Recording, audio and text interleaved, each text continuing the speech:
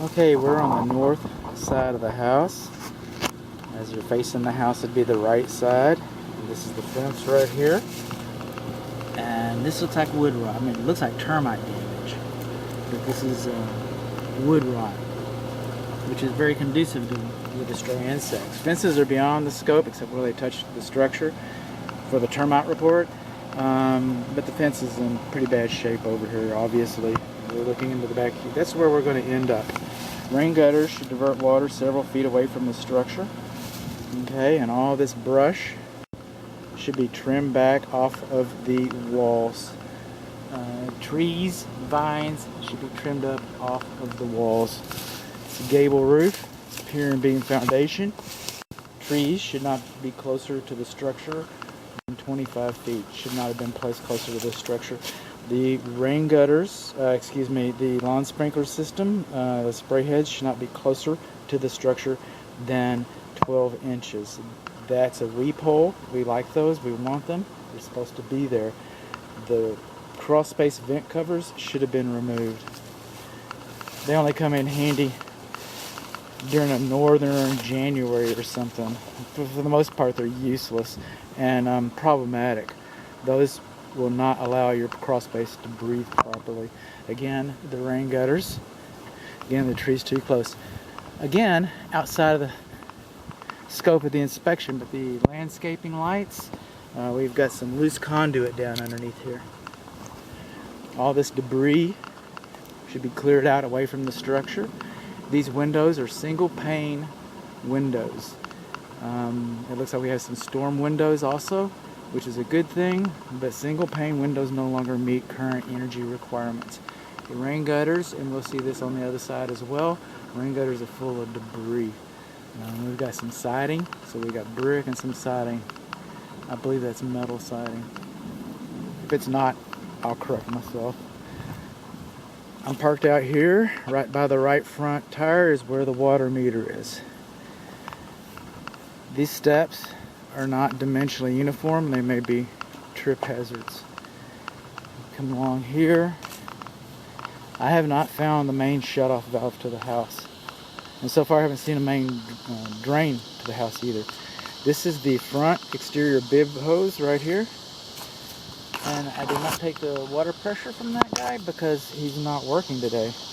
And neither one of the bib hose faucets have vacuum breakers on them.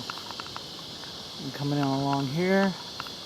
So far I haven't seen any attic ventilation. I'm wondering how that's going to play out. This debris along this house, this side of the house. Okay, house facing east. This would be the north side of the house. All this debris should be cleared out. Coming along here. Again, this is the clothes dryer vent, and the clothes dryer vent's stuck open. I have an image of the still image of that. It's clogged with lint. The vent pipe, they improperly used. We'll see from the inside pictures. A flexible connector through the walls and penetrations, and it should have been rigid pipe. All these bushes should have been cut off of the structure. That is the lawn sprinkler control conduit, control wire conduit.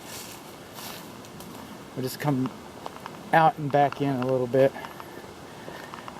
Your gas meter is in the alley outside of the fence, and that pot should be at least 6 inches off of the ground, and I don't have to dig that to find out.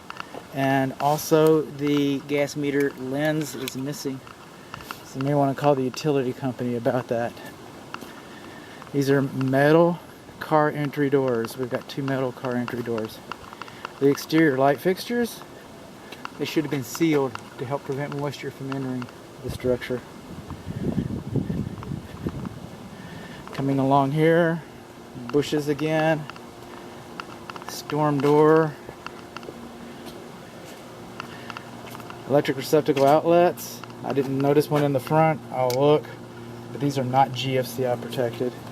More of those covers. Coming along, more debris. Too close.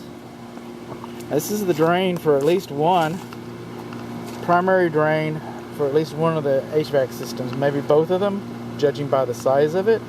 and the drain line is clogged. It's not draining.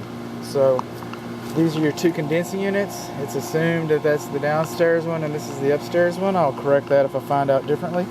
This is the shutoff valve for the exterior faucets, but the back faucet works and the front faucet does not.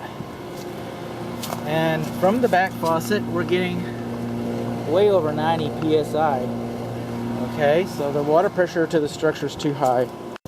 These paving stones are beyond the scope, like the fence, like the landscape lights, but these paving stones, they're not dimensionally uniform and they may be trip hazards. And then this is the, for the time being, assume the upstairs indoor air handler. Excuse me, condensing unit. Both these units are blowing hot.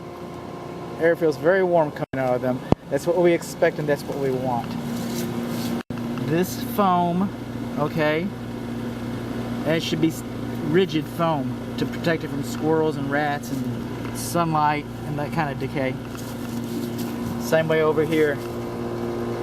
This one has anti-theft Schrader valves. I couldn't make a positive determination about the other one, but that's the outside. It's a metal roof. I won't be able to walk on that, but we'll take a look at it later.